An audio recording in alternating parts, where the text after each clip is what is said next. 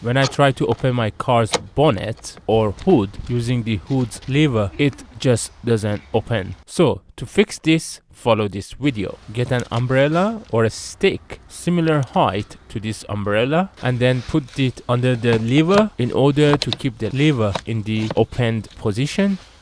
And now put your fingers underneath the hood and you should be able to pull it up. Find the latch, unlock the latch, and then you should be able to completely open the hood.